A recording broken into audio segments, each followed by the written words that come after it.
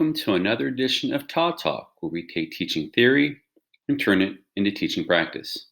In keeping with our theme of social and emotional needs of children, we're going to be looking specifically at what are known as over-excitabilities. Well, over-excitabilities are causes of social emotional issues, especially amongst gifted students. It is common with most students, but you see it predominantly as well with gifted students as well. Not all gifted students have these over-excitabilities, but enough of them do that it's noticeable. And so we're going to be talking about that today. There are 5 over-excitabilities. They are psychomotor, sensual, intellectual, imaginational, and emotional. So the first of these is psychomotor. Psychomotor basically means that a hyperactive kid is what we're looking at here. A kid who is really full of energy and is, almost bouncing off the wall, so to speak. And when they feel emotionally intense, they may talk compulsively, they may act impulsively, misbehave. And you see this manifest itself with kids when they blurt out answers and they're not following the classroom norms or the idea that they have to raise their hand and take turns and things of that nature. They may compulsively organize. They're really competitive, and so these are ways that this can manifest itself. They do get a lot of joy from activities that involve physical and verbal, but at the same time, they might find these overwhelming. And this is the type of kid, like I said before, who's kind of bouncing off the walls. They never seem to be able to sit still. And they're very talkative, chatty sometimes. So what are some things you can practically do in the classroom with psychomotor kids? One is to allow time for physical and verbal activities. Having these individuals do things that are very hands-on, are very kinesthetic, or having them participate in debates or having competitions. Things like this are really good for these types of students. So these are good for any student because it's going to engage them more rather than just sitting and listening passively. So it allows you to, doing activities that are more hands-on is going to engage these students. You have to make sure that these activities, however, are acceptable and not distracting. And what I mean by that is sometimes, as much as you want to have a competition, you have to not let it get out of hand. So you have to make sure that everyone is aware of the guidelines of what it is that you're doing and what the expectations are. And so doing a fun project can be part of that. And so another thing you can do in the classroom is have open-ended, spontaneous activities. So when you throw something like a challenge out at a student, maybe a STEM challenge that they weren't aware that you were going to be doing, and doing that with them, where they have all sorts of possibilities of answers. Something like that is, again, going to really engage their mind. And as a result, what they divert some of their overexcitability when it comes to their psychomotor skills. Sensual is the second overexcitability. And this is usually like a heightened sense of your senses, basically. So it could be sight, could be smell, touch, taste, hearing. But these are kids who are really, could be kids that are really susceptible to loud noises that bother them, or people talking too loud. It could be that certain smells bother them. It could be, the touch of something. I know my daughter has an issue with the tags in her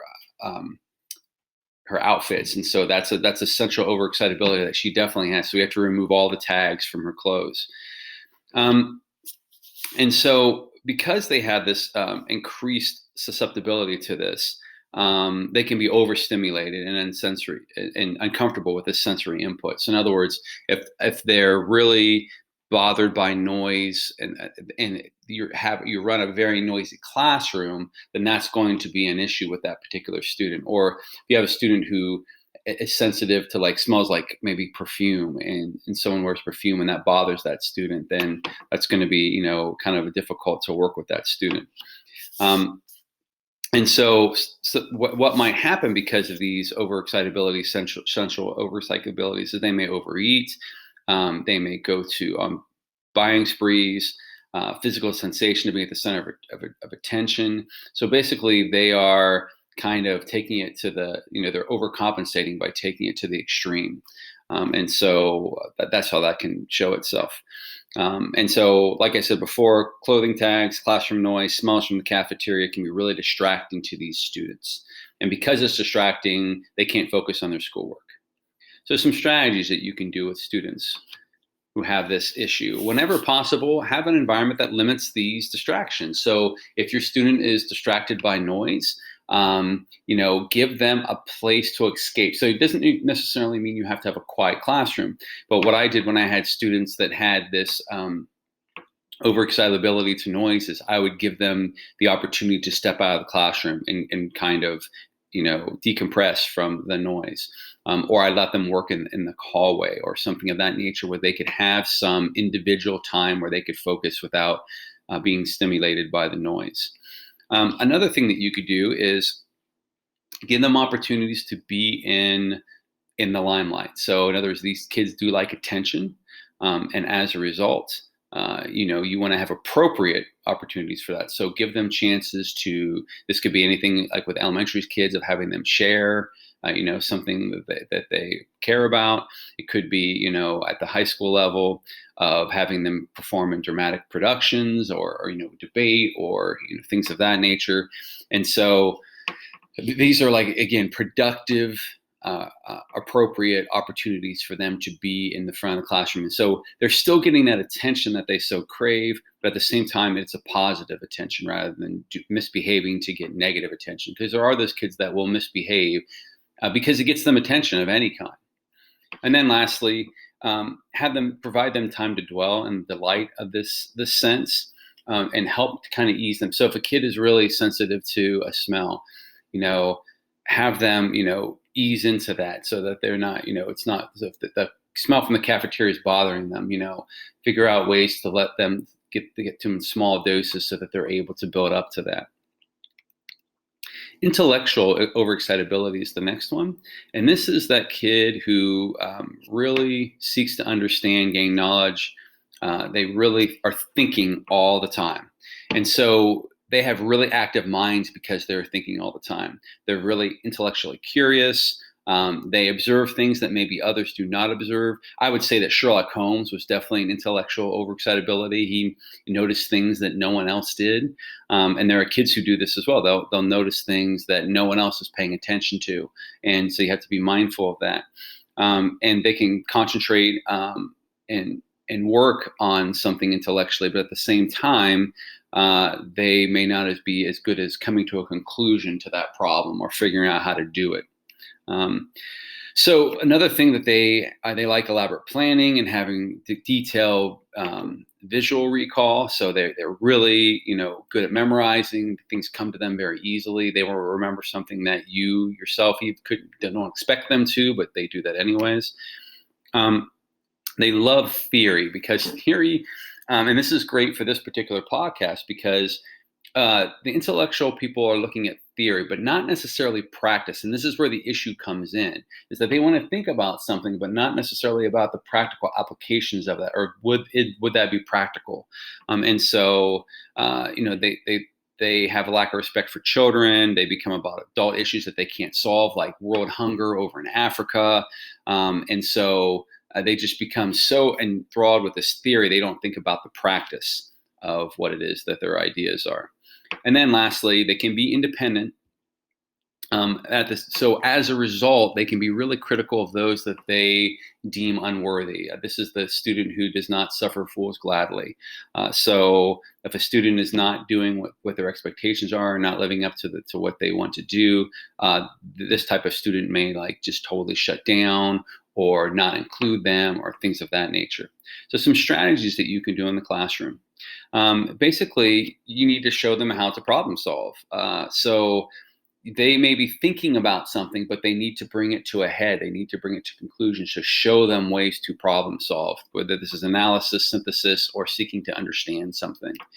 Another thing you can do is suggest ways for those kids who have moral or ethical or interested in those things to act upon concerns. So could they be involved in community service projects, Amnesty International, Or if they're concerned about hunger in Africa, could they, be involved in an organization that helps raise money for this? So, introducing them to community and worldwide problems where they feel like they're making a difference, no matter how small, can go a long way in helping them to meet this emotional need. Um, if a kid seems too critical or too outspoken, you need to make them socially aware of this. And so this is that social awareness that I talked about, and the social emotional learning. So, but basically helping them to realize that other people have feelings and their words have power, and how to, to properly, address an issue that they may be having. So, this is something that you'll be doing with kids your whole teaching career. But it's these kids especially need this, and it's not that they're not getting them at home necessarily. They just need constant reinforcement for what that looks like. So the fourth overexcitability is imaginational.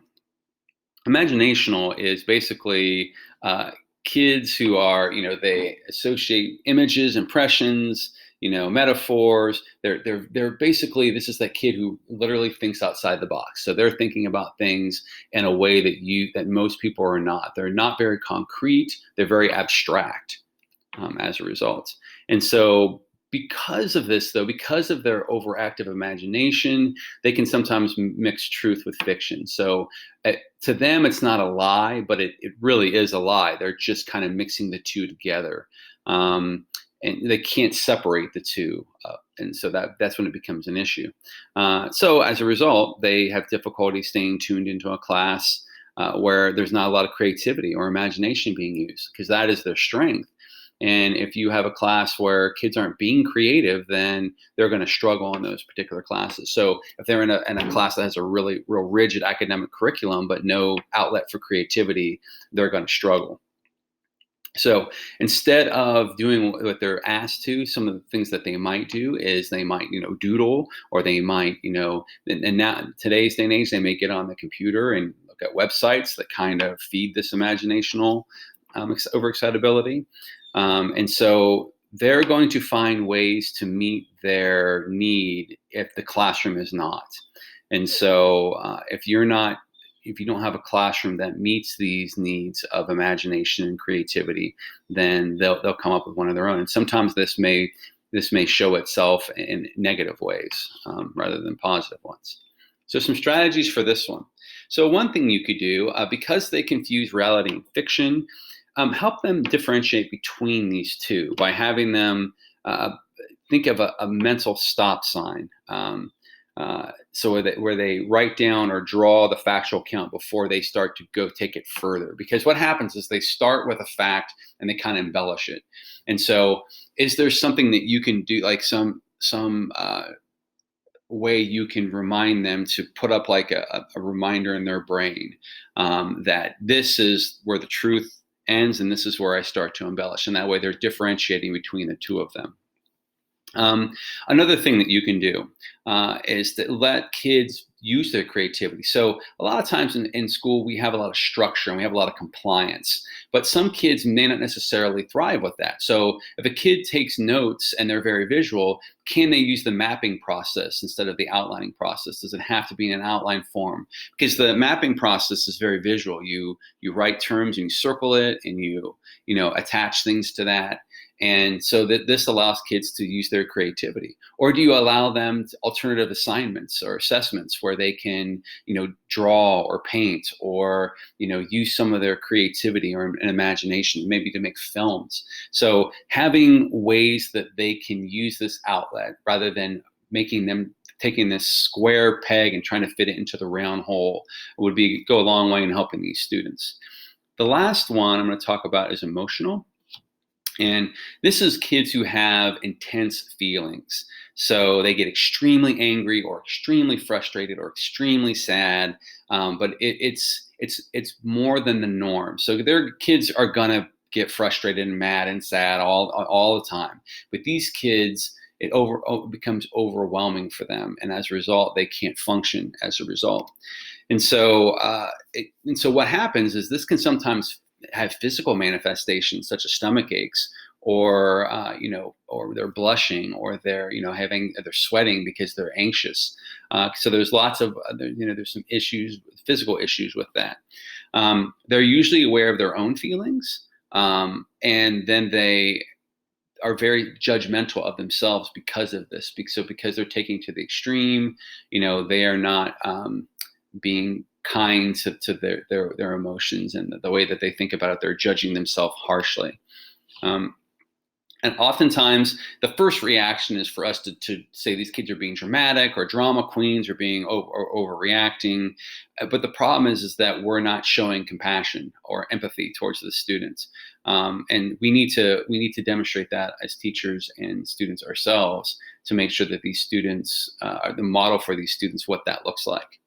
So some strategies that you can use in the classroom is, and this goes as a general rule of thumb, and I'm sure most of you do this anyways, but just accepting all feelings, regardless of the intensity, and knowing that certain students are going to react certain ways. You'll get to know your students really well, and you get to understand when something is happening and why they're being, overexcitable about that. I had a student that when you moved a pencil where he didn't want it to be, he seemed to freak out and would go berserk. But after a while, we learned that was we just had to make sure his pencil was in the right way. And if it wasn't, we had to give him space to allow him to, express his frustration and then move on from that.